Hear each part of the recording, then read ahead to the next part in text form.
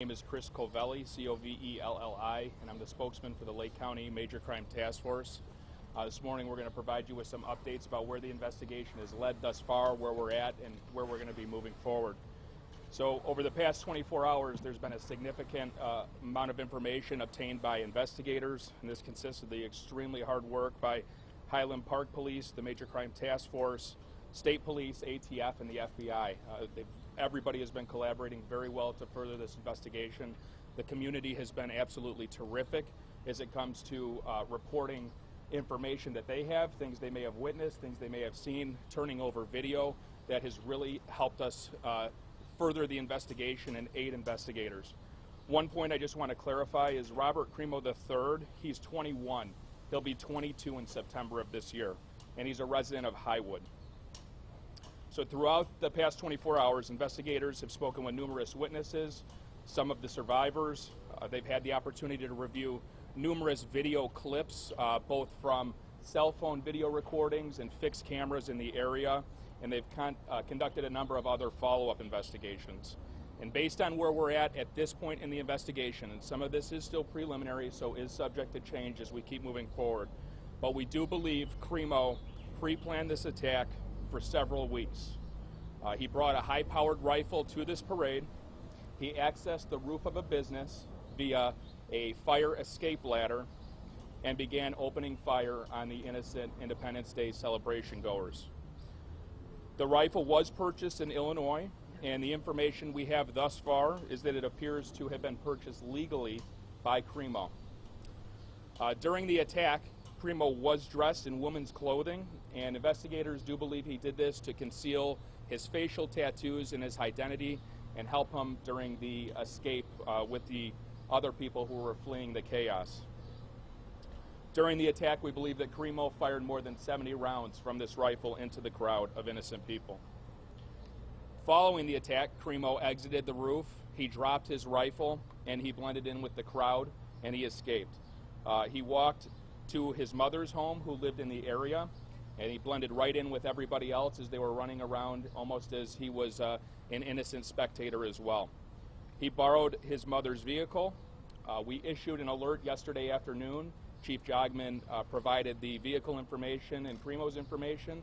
We're very thankful that an alert member of the community saw Primo's vehicle traveling southbound on Route 41, dialed 911, an alert North Chicago police officer spotted the vehicle, waited for additional backup units to arrive, conducted a traffic stop, and they were able to safely apprehend Primo with no injuries to the officers.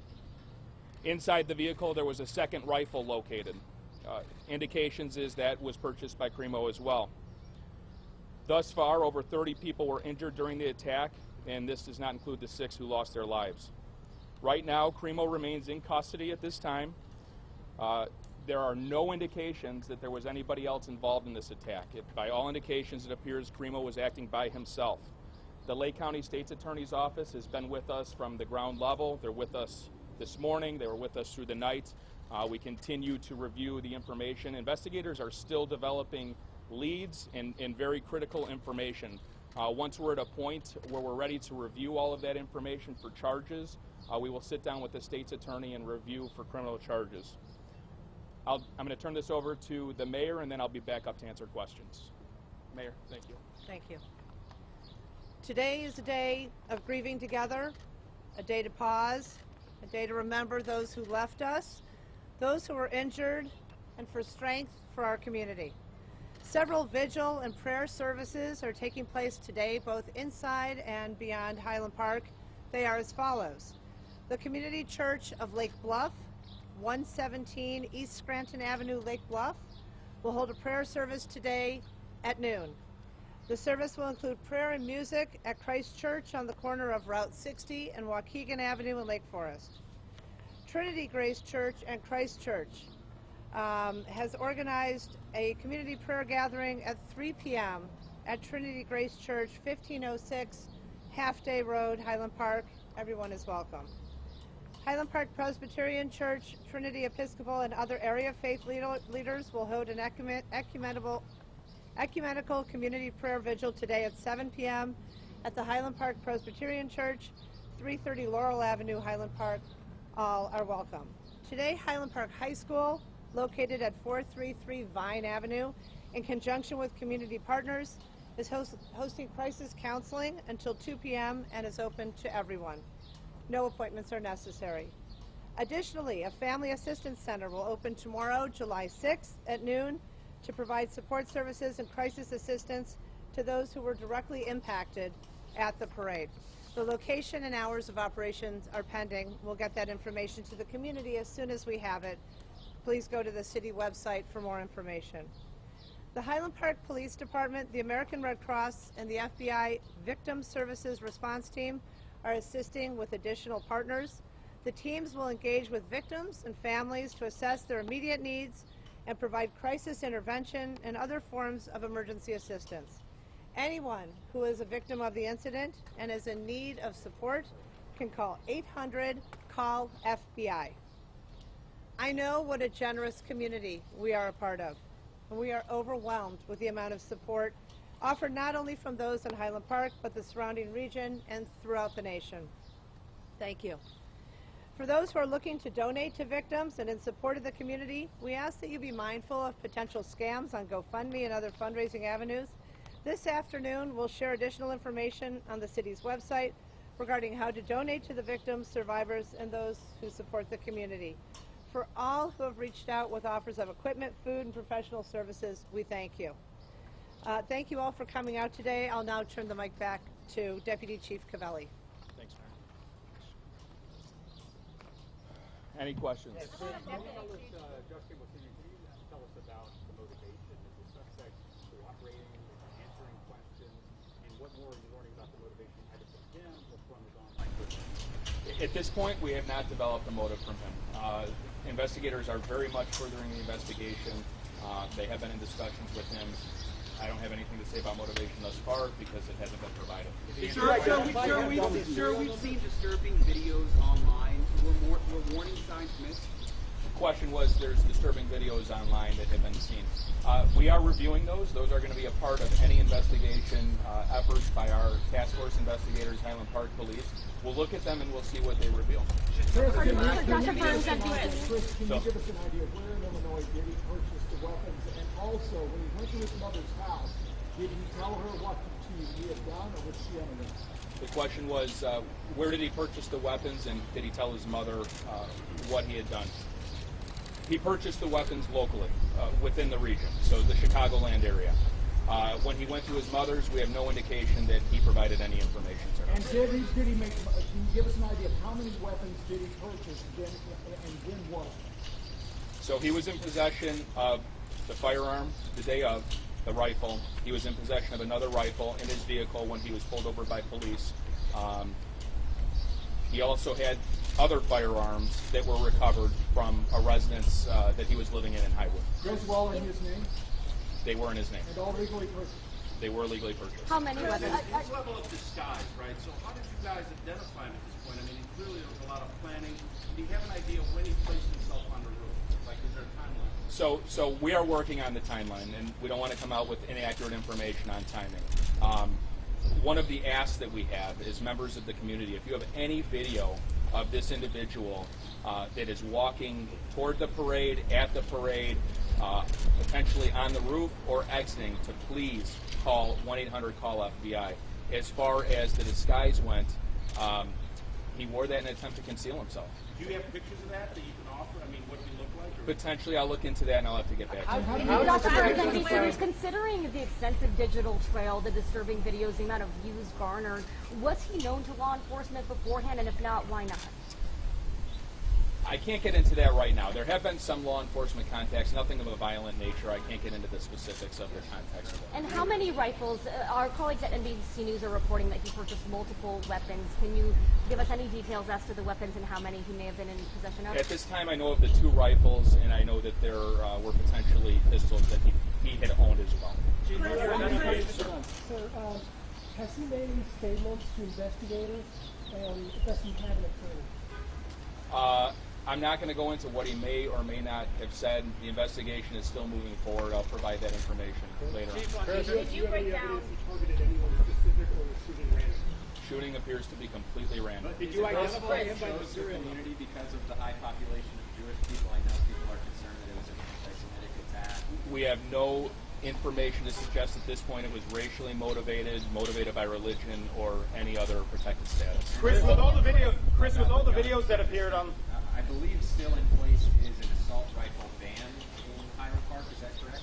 Yeah, I don't have information on that right now, but we will get back to you on specifics. Chris, with all the videos of Primo prior to this, did anyone ever call Highland Park police or tip off authorities that these were online? No, we were not made aware of these videos. And Chris, how did you identify him as a suspect? Through surveillance video or by tracing the gun? So investigators did a really good job. The ATF was phenomenal yesterday. They expedited a trace of the firearm. That was a major investigative lead for us. In addition to that, the witness statements, the videos that we obtained from people that turned them in, and the businesses, they all helped us tremendously. Can you break down the number of injuries, not the deceased, and can you also further break down how many of those were gunshot victims and how many of the injured were not gunshot victims? The information I have right now is that all of those that were either transported to the hospital or self-drove themselves to the hospital were injured by gunfire. So over 30 individuals that were injured by the gunfire, and they went to the 3 hospitals we mentioned yesterday.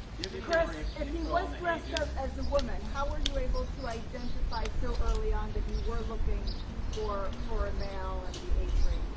He was identified by a number of, there were police officers who were able to recognize his photo once it was revealed, and that helped So tremendously. Chris, can you help us to understand, when you say you know he was dressed as a woman during the shooting, is that based on photographic evidence or what eyewitnesses have said? And also, can you tell us what type of weapon was used? So it was a high-powered rifle that was used. It was shot high-velocity rounds. Was it an AR-15? It could be similar to an AR-15. It was similar to an AR-15. As far as identifying him with the woman's clothes, he was seen on video camera in the woman's clothes. Video camera played a tremendous role in how we were able to identify him, both leaving initially and as he left. Chris, you say he was in a dress. Was he? Different and bought at separate locations. Did he also have any more to a disguise? Did he have a wig on? Because it was reported that it was a. I'm not exactly sure what the woman's attire consisted of. Initially, it was reported that this person had long hair, so a wig isn't out of the question. Chris, can you tell us more about the business where he was? Which roof was he on, and how did he get there exactly? Can you repeat that? Can you tell us more about the business where he was? Which roof was it, and how did he get in there? It was a local business right in that vicinity. I'm not sure the name of the business. He was able to access the roof through a ladder that's affixed to the side of the building. We'll take 3 more. What happened with that clothing? Did he dump it somewhere, or did he have it on him? Have you talked to his parents at all? We've talked to teachers who he was with in elementary school that have contacted his parents several times saying there were issues with him as a teen and a young child growing up. What type of cooperation is that? One of the things that is important to remember here is the diligence and investigation. We're going to reach out to everybody we possibly can that has information, firsthand information about him, whether that's family members, teachers, friends, whoever it is that has information. But it does take time. It takes time to gather who may know him, who knew him in the past, teachers. That is something that task force investigators are working on. They've interviewed a number of people thus far, but please keep in mind we're 24 hours in. There's a lot of work to be done here. We're not done. I don't want to get into levels of cooperation. No indication the weapons were modified. One more. No children have passed away. We'll take your last one. They bought the weapon. What address did he give? I'm not sure what address he gave. I can get back to you on that. All right, we'll be back this afternoon about 3 o'clock. We hopefully have an updated status on charges. He'll remain in custody at this point. 3 o'clock. Thank you. Mayor, can you talk about how you knew him as a young boy? Just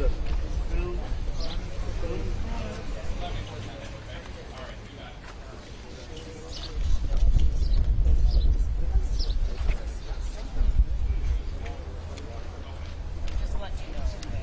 She's not.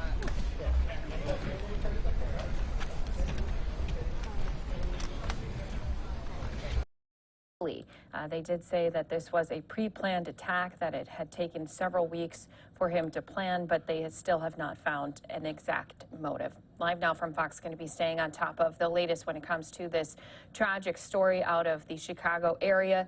Of course, you just heard them mention they are going to be doing another briefing at 3 p.m. local time. That's going to be 4 p.m. for everyone on the East Coast. Of course, we'll be on top of that here for you on Live Now from Fox. Well, while they were giving an update, we did also have officials in Chicago. They were speaking about a Communities Act. We'll be bringing that to you as they did also take some